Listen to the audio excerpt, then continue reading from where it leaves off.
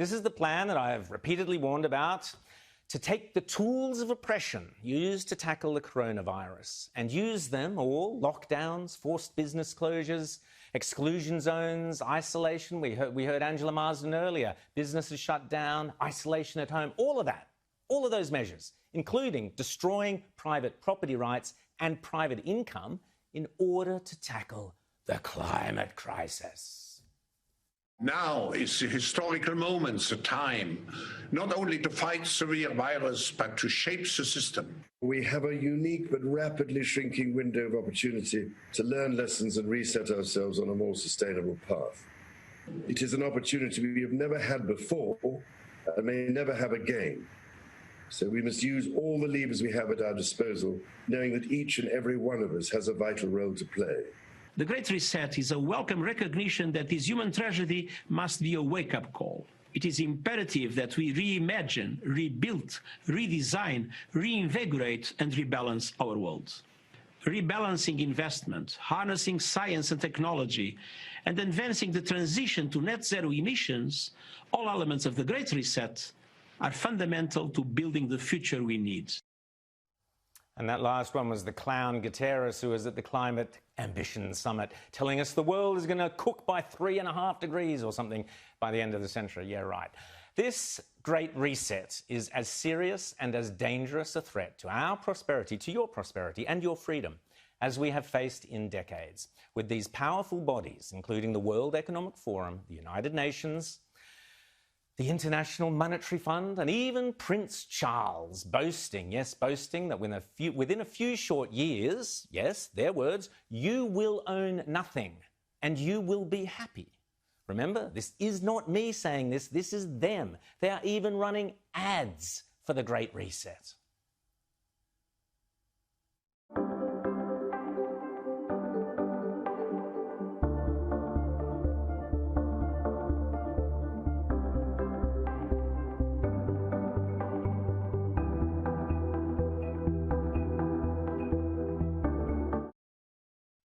A handful of countries will dominate. I wonder which ones they might be. A terrifying coalition of big business, big tech, and left-wing totalitarians are so confident and so brazen. I mean, they just stole the US election, so I guess they're feeling pretty chuffed with themselves, that they are now promising you will own nothing and you will be happy. What they should have added is, and we, the very rich, will own everything and be even happier. Of course they will.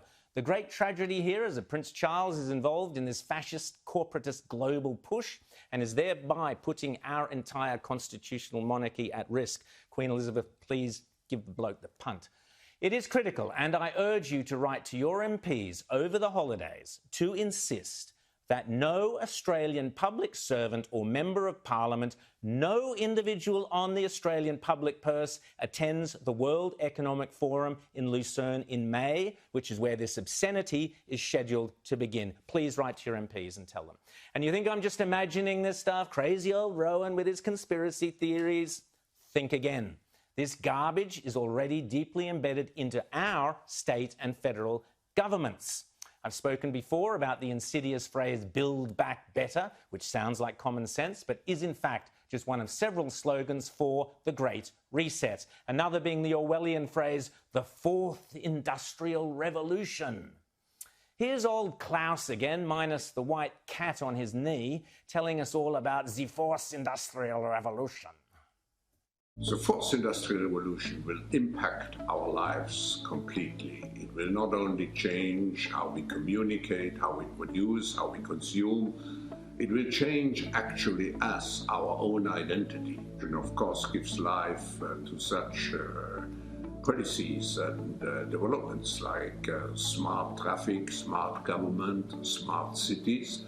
What we will see is that everything will be integrated into an ecosystem driven by big data and driven particularly by close cooperation also of governments with business, civil society. And this revolution will come at a breathtaking speed. It will be like a tsunami.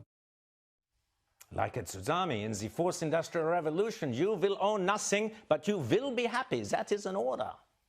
It gets worse. The World Economic Forum are now blatantly saying capitalism needs a dose of Marxism. As I say, it's not like they're hiding their sinister intentions.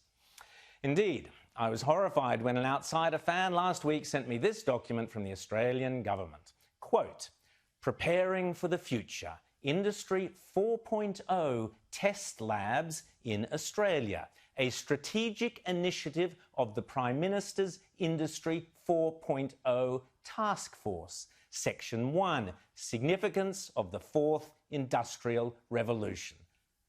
Unbelievable.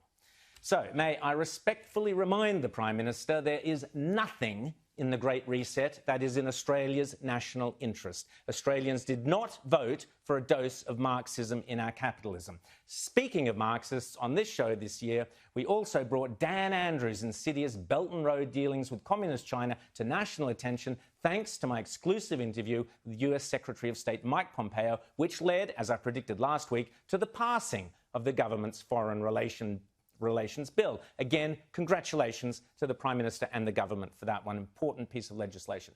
If the Prime Minister is true to his words and only listens and answers to the quiet Australians who elected him, then he can comfortably look forward to re-election, possibly even next year. But if he is seduced by the siren voices of the virtue signallers of the international forums, of the global warming alarmists and their doomsday predictions of the greedy renewable investors within his own party, who fraudulently claim that they are saving the planet when all they are doing is enriching themselves at the expense of the poorest among us.